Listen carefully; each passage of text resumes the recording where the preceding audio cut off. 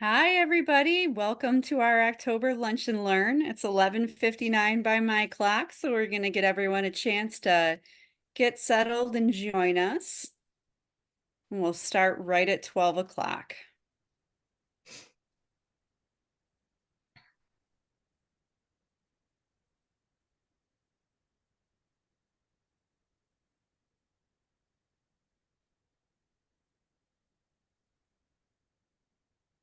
Okay, I have 12 o'clock by my watch, so I'm going to get us started. Welcome to our October Lunch and Learn.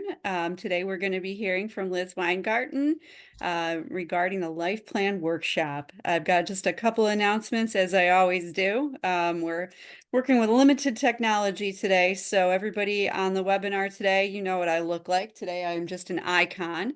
I'm Rae Glaser, the director of the New York State Kinship Navigator program. Again, thank you for joining us. Just a couple of housekeeping things.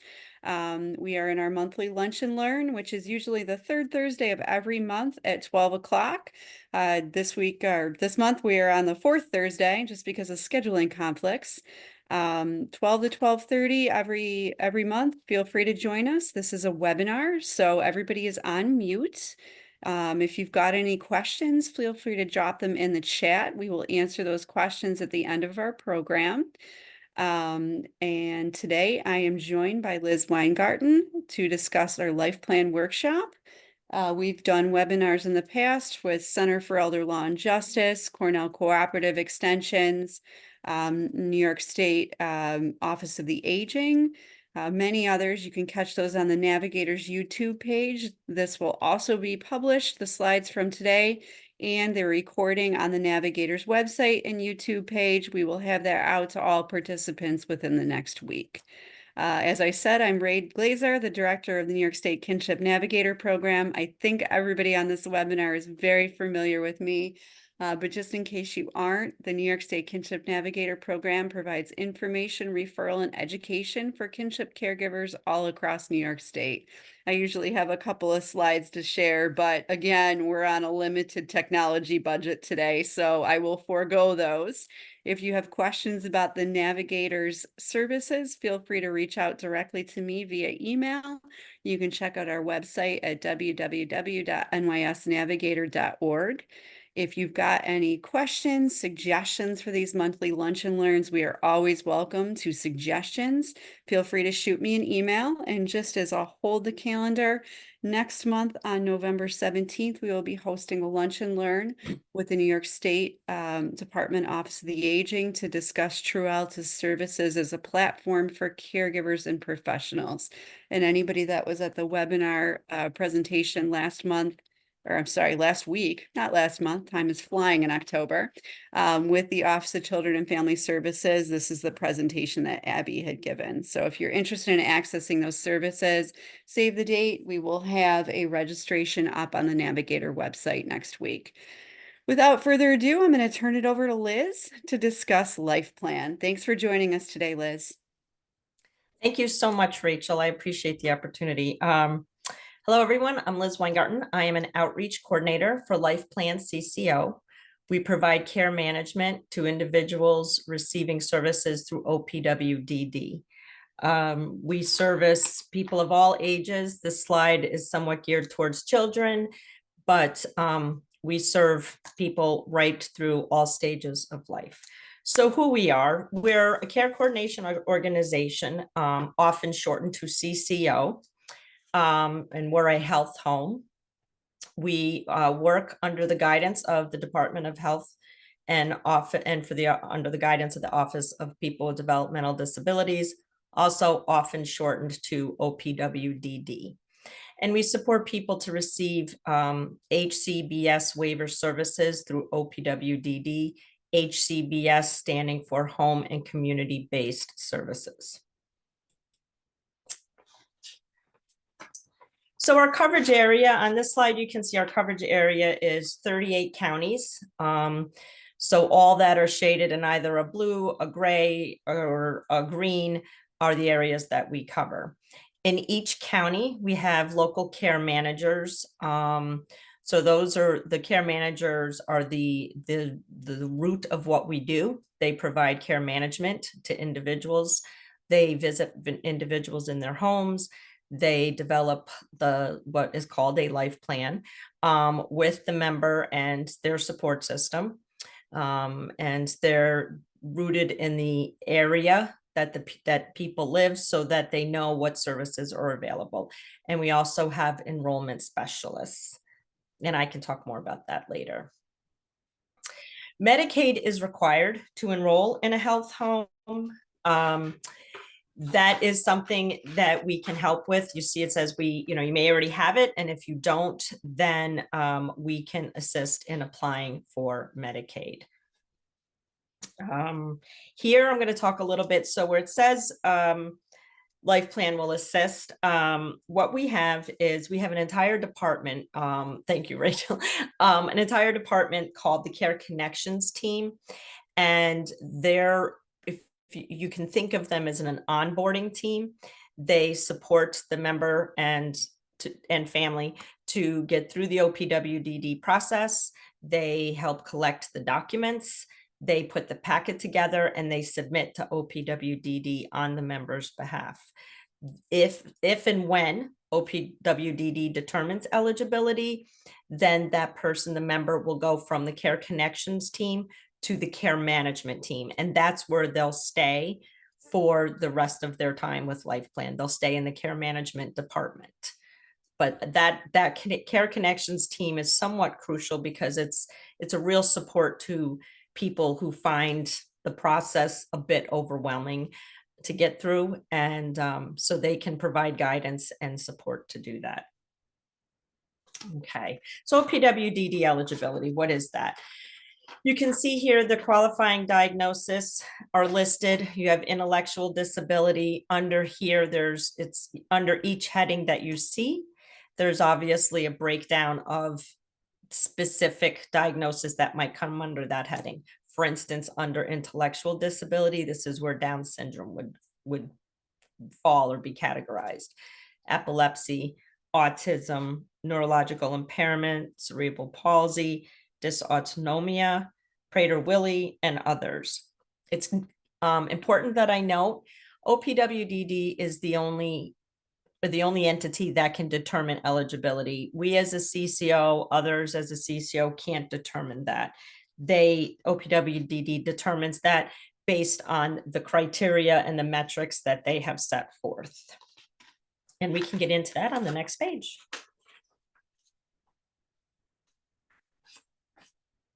See, okay, OPWDD, other qualifying factors.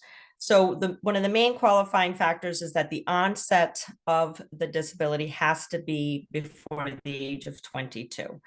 So it doesn't necessarily have to be at birth. It can be a traumatic brain injury that occurred before the age of 22. It has to be an indefinite in duration, meaning that this is something that they will not recover from. And it has to have an impact on their adaptive ability. And that is often specifically used when determining eligibility for somebody with an autism diagnosis. Okay, so we can get to the next page. How do they determine eligibility?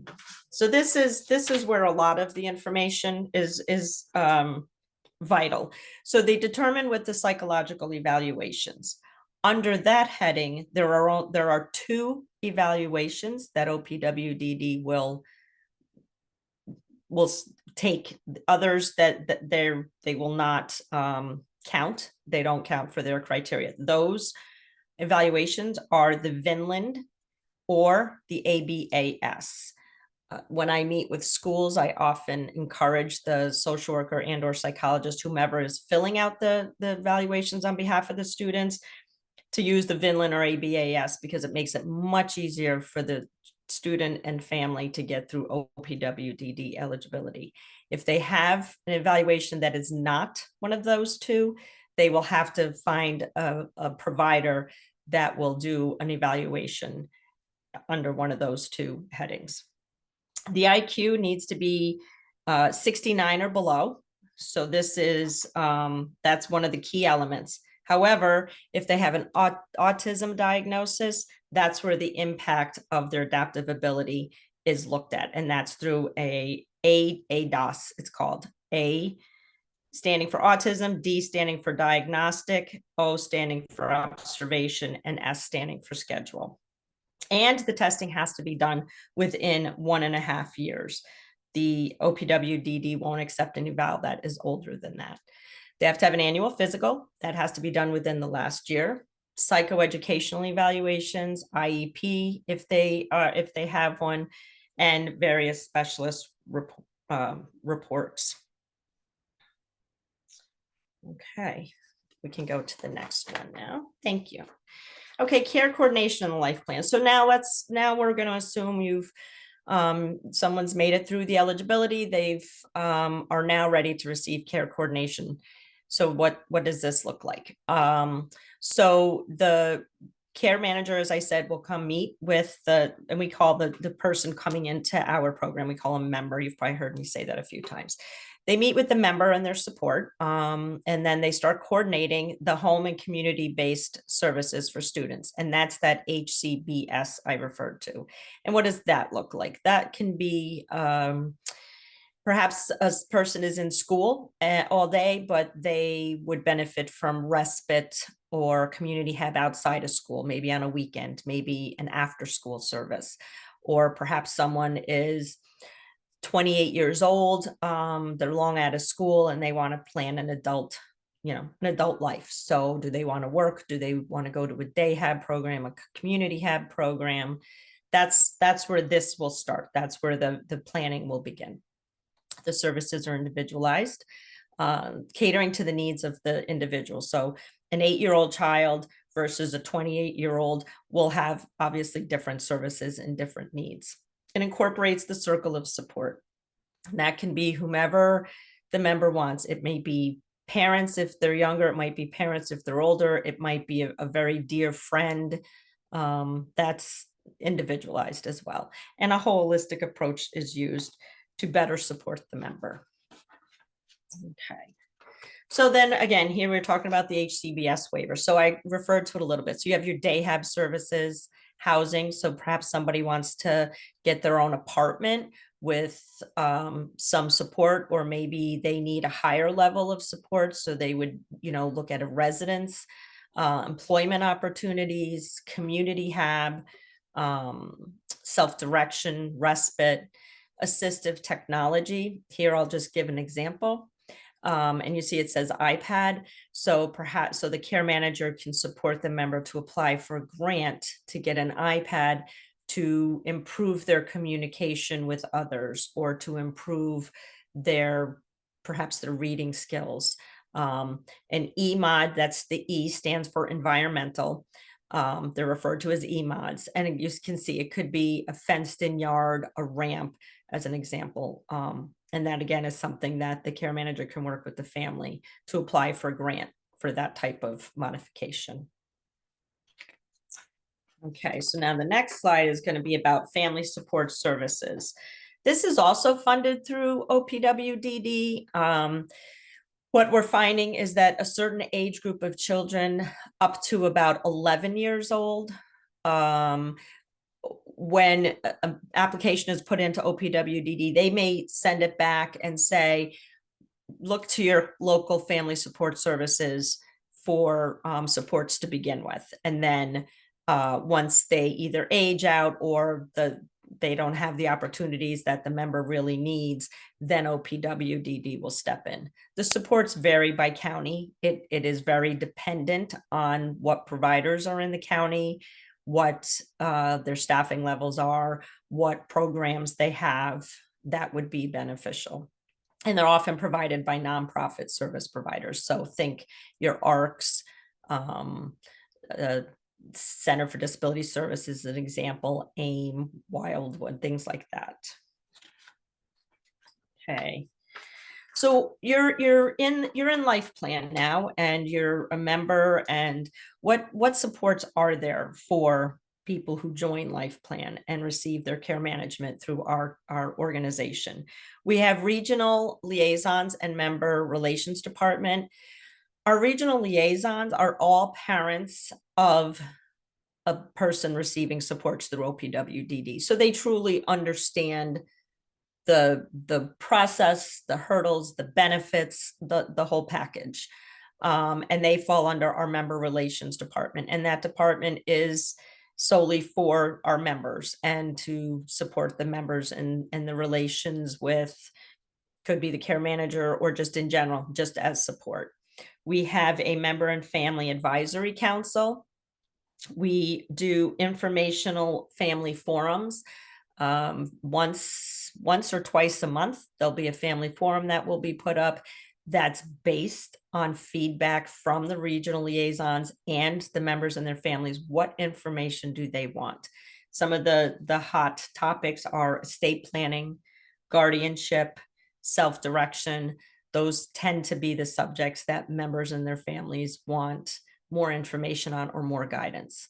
We have a customer service center number and team. We have a community resource tool on our website, and our website is at the bottom of each slide. It's easy. It's lifeplanccony.com. And I welcome anyone to go on our website and look at it. The community resource tool, it is based per community. So depending on where you live, you could go in there, plug in your zip code or your county and what is it that you're looking for. Maybe you're looking for a dentist that takes Medicaid. Maybe you're looking for recreational opportunities for a young adult. So as an example, those are some of the things that might pop up on there. And then we also have a new member orientation. And we can go on the next slide and we'll talk about that just briefly. So here you see it says this is just an example. If you could go back just one, Ray. Rachel, yeah, right there. Perfect. Thank you. So that's are you new to LIFEPlan? So now you remember this is one of the first things that you'll get. It'll be, as you can see, this is an example of one from last year, but it's a virtual meeting, and it'll go over what to expect in the first 3 months. What is the LIFEPlan development look like? That's the document that I referred to. And I know it is a bit confusing because the name of our company is also LIFEPlan, but LIFEPlan is the document that drives all services, whether you're in our CCO or any CCO. That the name of that document is always the same. It's a LIFEPlan document. The HCBS waiver, OPWDD's programs and services, ways your care manager can help you, and then ways you can help your care manager. Those are some of the topics covered at that new member orientation. Okay. And then we go to our customer service. So our customer service, that's our number. They instituted this in January, I believe, of 2023. And it's nice because if someone perhaps forgot their care manager's name, maybe they got a new care manager and they just don't remember, and they can call this number, give their name, give the location of where they're living, and then they'll get information out there to make sure that the member gets a call back. And it helps to resolve concerns or questions. It provides information. It's open to members, families, providers. It could be perhaps a doctor in an emergency room has a member that's come in and they don't know who to reach out to, but they know they're with LIFEPlan. So they call the customer service center and they work to get support. And there are tickets that are generated for each call and email to ensure timely follow-up. And then this is just what we call our faces of LIFEPlan. It just gives like a real brief summary. What we do, we help with people with disabilities. We connect you to services that you need. We support people of all ages. We assist in school, work, home, health, community, life. And there is a number there. I ask you you can ignore that number for a referral specifically. If you know someone who needs to be connected and this is going to be helpful, let's go to the next page, and that's the number that you can call. That is my information. That's my direct phone. If you scan that QR code, it takes you to our enrollment page on our website. And it's a one-page, very simple, maybe 6 or 7 lines that you fill out. It's generally just name, date of birth, and how to get back in touch with you. And then we reach out within 48 to 72 hours to start the enrollment process. That is the presentation. Fantastic. All right. It looks like we have a couple of questions in the chat. I didn't want to mess up our slides. So the Okay. first one is, can you explain familial disin? Well, I'm that's gonna a let really you good handle question. No, I that. have trouble even saying it. I Yep. Can just you know, pronounce it first, Liz? Go ahead. I just know it is one of the diagnoses that it falls under. I honestly don't know specifically what that entails. I don't know if it's, if it comes under neurological or if it's, I honestly am not entirely sure. Okay. There's another question that came in. What if a child has extreme mental health issues with mild identified learning disability?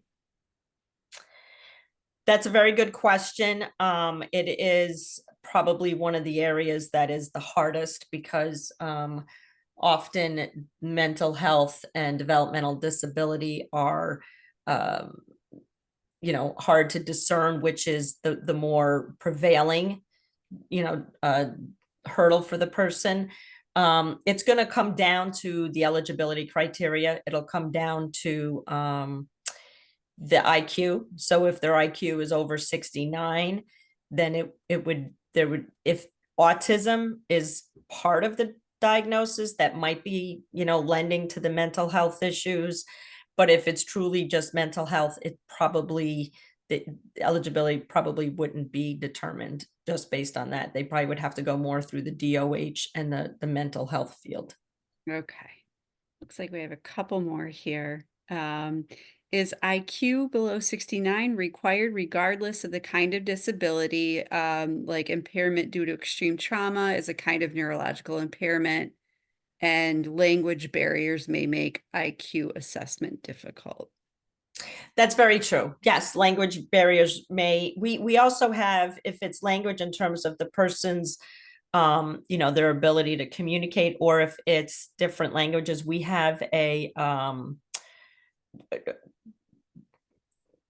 system in place that allows us to communicate with any language. So if it's, Spanish is one of the most common. So if it's that kind of a language barrier, we have a way to work with that. And our system covers many languages, too numerous for me to even list off. So Yeah, it kind of depends on the barrier, but if it's the person's just their general ability, that probably will come out somewhat in the evaluation they have done. okay, great. Yeah, we run the same thing here. Yep. We've got an interpreter that's able to Yes. with with clients to help us out. Do you conduct the IQ testing? No, that is done by, we do not. That is done by, like I said, that's why if someone was in school, so let's say we're working with a high schooler who's about, is going to be graduating in a few years, their special ed department typically would do it. If it's someone who perhaps is older, then it would have to be done through a provider in the community. Locally, I'm from the Capital District, so I know Albany Medical Center, they have a behavioral department. They do the testing. So there are different entities in the community that will do the testing. Okay. All right. Fantastic, Liz. Does anybody else have any more questions that they want to share in the chat or in the Q&A? For youth on Medicaid, is IQ testing covered? For youth on So does Medicaid, Medicaid well, cover it testing? can be, but often the hurdle is the fact that not all providers take Medicaid. So I've had a few situations specifically where I took a referral from a family. We were trying to work with them, but they were having trouble getting the testing. They had private insurance. The places that do the testing might not take either their private insurance or Medicaid, depending on where they were looking. And the other, difficulty is that often these providers have a long wait list. Typically, lately, what I've heard is up to 6 months. So that delays the process. And that is one of the barriers to getting through the process efficiently is often putting together those packets and getting them all in the timeline. So maybe there is a psych assessment that's been done, or the psychological assessment, but it is 2 years old. So now we have to get another one. Right. And then the time to take to get that is part of the barrier to enrollment. Okay. What if the IQ is 70 and multiple complex other issues and emotionally disturbed? Are there exceptions? My understanding is, so there are exceptions if it's if there's an autism diagnosis, and then that's where they need that ADOS that I referred to. That so they can have a higher IQ but have autism, and so the autism diagnosis has an impact on their adaptive ability. Also, it's not unheard of to get the test redone, because something I didn't cover, but that's a good question to kind of bring this up. For some of these testings, the family will do their own part. So some of the feedback I've received from our Care Connections team is when they're working with someone to get through, they get they get the psychological test back, and unfortunately they scored too high. So then they can do another one. They can request additional testing. They can request the opportunity to send in another test, and OPWDD will often do that. But what we try to, or what I know our Care Connections team has shared with families, when you do your part of the test, as much as it's a struggle, because we all want to look at our loved one through the best eyes, through the most promising and positive way, when filling out the questions on those tests, the way to look at it is either on their worst day, which isn't really language that I find to be the most pleasing to hear, so, or perhaps look at it as if that this person, this loved one that you're trying to get through eligibility, is left home for perhaps 2 to 3 days completely on their own. No one stopping by to help them, no one in the house with them, no one coming to pick them up for school or work, just completely on their own. Can they perform the tasks and then complete the parental portion of the assessment with that in mind? And that sometimes will kind of say, well, yes, they can make their own dinner, they can pop it in the microwave, but could they truly make their own dinner for days on end? Or could they truly go through all of these steps completely on their own with no prompting, no gesturing or pointing by a parent to pick something up or to do something? So that is sometimes, and so perhaps on a second test, maybe the testing then would the final score would be reflected differently if you look at it like that. Okay. And I'm not sure if this is a question or not, but the statement was made, the school can usually do the testing, the school psychologist. That Yes. would be okay. Yep. Question. Yes, they often do them, but they don't always use one of those two testings that I listed off.